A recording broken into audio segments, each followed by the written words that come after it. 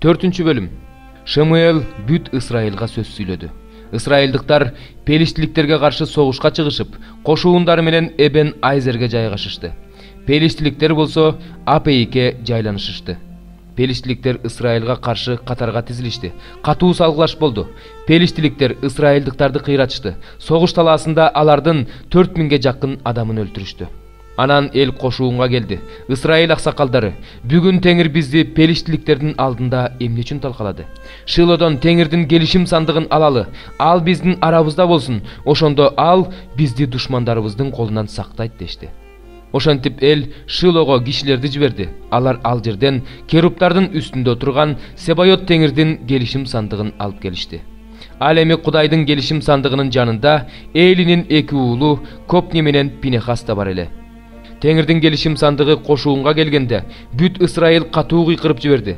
Жер дүңгүрөп кетти. 6. Пелиштиликтер катуу кыйкырыкты укканда еврейлердин кошуунан эмне үчүн мындай катуу кыйкырып чыгып жатат? Пелиштиликтер катуу кыйкырыкты укканда еврейлердин кошуунунан эмне үчүн мындай катуу кыйкырык чыгып жатат дешти. Анан алар кошуунга Теңирдин келишим сандыгы келгенин билишти. Ошондо Пелиштиликтер коркуп, алардын кошуунуна Кудай келди дешти. Дагы мындай дешти: "Бизге кайгы, анткени мындай нерсе мурун болгон эмес. Кайгы бизге, бул кудуреттүү Кудайдын колунан бизди ким куткара алат? Чөлдө мисирликтерди ар кандай жазалар менен кырган Кудай ушул. Пелиштиликтер, еврейлер силерге кул болгондой, силер да аларга кул болбошуңар үчүн белиңерди бек бууп, кайраттуу болгула. Кайраттуу болгула, алар менен салгылашкыла." Пелиштиликтер салгылашышты. Ысрайылдыктар жеңилип, ар кимиси өз чатырына качты. Зор кыйроо болду. Ысрайылдын 30 000 жөө адамы кырылды. Кудайдын келишим сандыгын тартып алышты. Элинин 2 уулу Копни менен Пинехас өлдү. Бенжаминдик бир киши согуш майданынан качып, ошол эле күнү Шилого келди. Анын сырткы кийими айрылган, башы топурак эле. Ал келгенде Эйли дарбазанын жанында жол боюндагы отургучта отурган. Анткени Кудайдын келишим сандыгы үчүн ал кабатыр болуп жаткан. Ал киши келип шаарга жарыя кылганда бүт шаар боздоп жиберди. Эйли боздогон үндү угуп, "Бул эмне деген ызы чуу?" деди. Ошол маалда тиги киши келип Эйлиге жарыя кылды. Ошол учурда Эйли 98 жашта эле. Анын көздөрү тунарып көрбөй калган. Тиги киши Эйлиге мындай деп айтты: "Мен согуш талаасынан келдим. Майдандан бүгүн качып келдим." Эйли андан: "Эмне болду, уулум?" деп сурады. Кабарчы мындай деп жооп берди: "Ысрайыл Пелиштиликтерден качты. Эл зор кыйроого учурады. 2 уулуң тең, Копни да Пинехас да өлдү.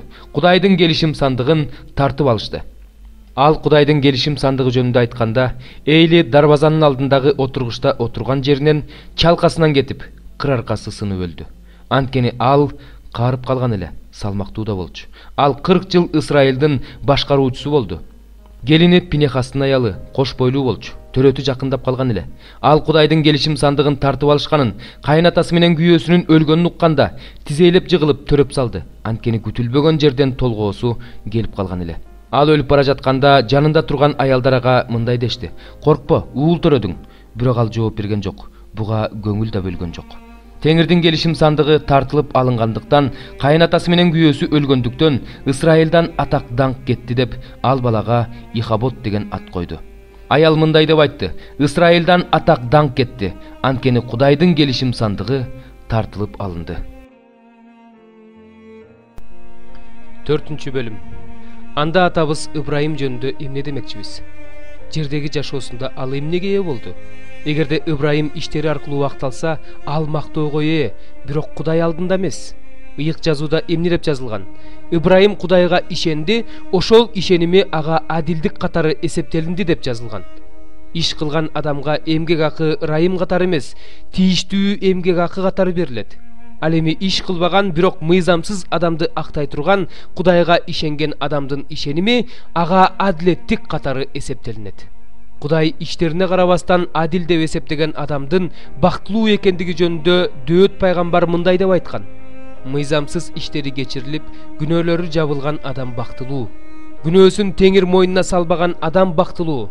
Бул бакыт сүннөткө отургузулгандарга тиешелүүбү, же сүннөткө отургузулбагандарга тиешелүүбү? Анткени биз Ыбрайымга ишеними адилдик катары эсептелинди деп айтып жатабыз. Ал качан адил деп эсептелинген? Сүннөткө отургузулгандан кийинби же ага чейин элеби? Сүннөткө отургузулгандан кийин эмес, сүннөткө отургузулганга чейин.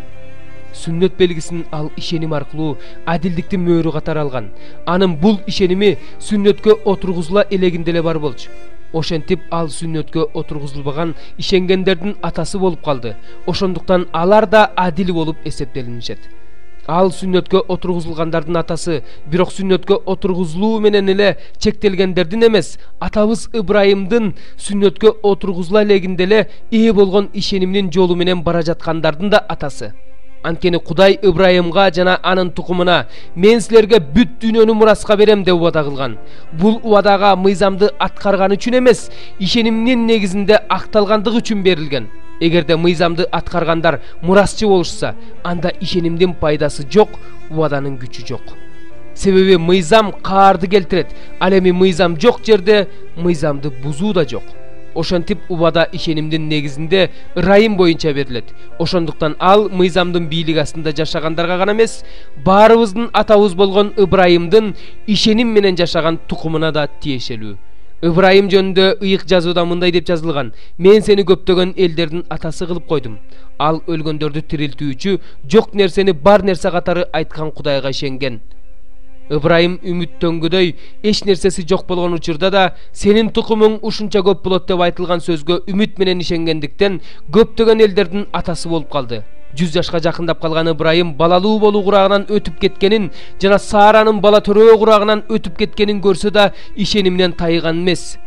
Ишенбестик кылып Кудайдын убадасынан шектенген эмес, тескерисинче бекем ишенип Кудайды даңктаган.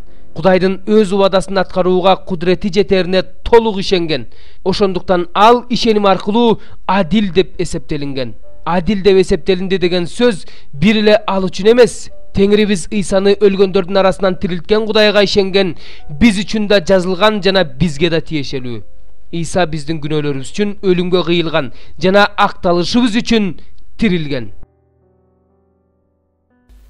43 бөлүм. Жеремия бүт элге өздөрүнүн Кудай Теңиринин бүт сөздөрүн, өз аркылуу аларга айтырып жиберген сөздөрдүн баарын айтып бергенде, Ошая уулу Азария, Кареях уулу Жаканан жана бардык адепсиз адамдар Жеремияга мындай дешти: сен калп айтып жатасың. Биздин Кудай Теңирибиз сени Мисирге барбагыла, ал жерде жашабагыла деп айттырыш үчүн жиберген жок. Нериянын уулу Барух болсо бизди казимдердин колуна салып берип, бизди өлтүрүш үчүн же бизди Бабылга туткундап кетиш үчүн сени бизге каршы тукуруп жатат. Ошентип Кареях уулу Жаканан бүт аскер башчылары бардык эл Теңирдин жүйүт жеринде калгыла деген үнүн укпай коюшту. Анан Кареях уулу Жаканан өзүнүн бүт аскер башчылары менен кайсы элдердин арасына куулуп кетсе, ошол элдердин арасынан кайрадан жүйүт жеринде жашаш үчүн кайрылып келген жүйүттөрдүн бүт калдыгын, кайтаруучулардын башчысы Небузарадан Сапан уулу, Акикам уулу Гедалия менен калтырган эркектерди, аялдарды, балдарды, падышанын кыздарын жана Жеремия пайгамбарды, Нерия уулу Барухты алып Мисир жерине жөнөштү. Анткени алар Теңирдин үнүн укпай коюшту. Ошентип алар Такпанкеске келип жетишти. Ошондо Такпанкесте Жеремияга Теңирден сөз болду: колуңа чоң таштарды ал, аларды жүйүттөрдүн көз алдында Такпанкестеги фараондун үйүнө кире бериш жердеги баткакка жашырып кой. Анан аларга мындай деп айт: Исраилдин Кудайы Себайот Теңир мындай дейт: мына мен киши жиберип өзүмдүн кулум Бабыл падышасы Небухаднецарды алып келип, анын тагын өзүм жашырып койгон мына бул таштардын үстүнө коем. Ошондо ал таштардын үстүнө өзүнүн чатырын тигет. Ал келип Мисир жерин талкалайт. Өлө турган адам өлүм жазасына тартылат, туткунга кете турган адам туткунга кетет, кылычтан өлө турган адам кылычтан өлөт. Анан Мисир кудайларынын бутканаларына от коем. Ал от аларды өрттөп жиберет, өздөрүн болсо туткун кылат. Койчу өз кийимин кийгендей ал Мисир жерин киет. Анан ал жерден тынч чыгат. Мисир жериндеги Бейт Шемеш таш тирөөчтөрүн талкалайт. Мисир кудайларынын бутканаларын өрттөп жиберет. 18 забур. Ырчылар тобунун башчысына Дөөттүн забуру. Асман Кудайдын даңкын жар салып жатат.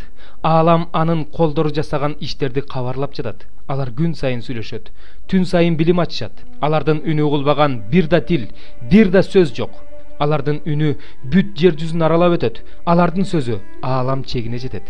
Кудай алардын арасында күнгө турак жай тургузуп берди. Ал өзүнүн нике үйүнөн чыккан күйөөдөй болуп чыгып, өз жолун чуркап өтүш үчүн балбанга окшоп кубанат. Асмандын бир четинен чыгып, экинчи четине барат. Анын жылуулугунан эч нерсе жашырынып кала албайт. Кудайдын мыйзамы жеткилең, ал жанга күч берет. Теңирдин аяны туура, ал жөнөкөйлөрдү акылдуу кылат. Теңирдин буйруктары адилет, жүрөктү кубантат. Теңирдин осуяты тунук, көздү ачат. Теңирден коркуу бул таза нерсе, ал түбөлүк турат. Теңирдин жазалары адилет, бардыгы туура.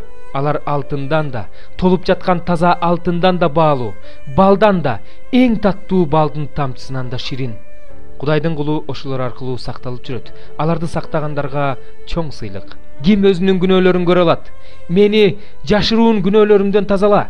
Өз кулуңду атайын күнөө кылуудан сакта. Алар мага үстөмдүк кылышпасын. Ошондо мен күнөөсүз болом. Өтө чоң бузулуудан таза болом. Менин оозумдан чыккан сөздөрүм менен жүрөгүмдөгү ойлорум сага жага тургандай болсун, Теңирим, тирегим менин, куткаруучум менин.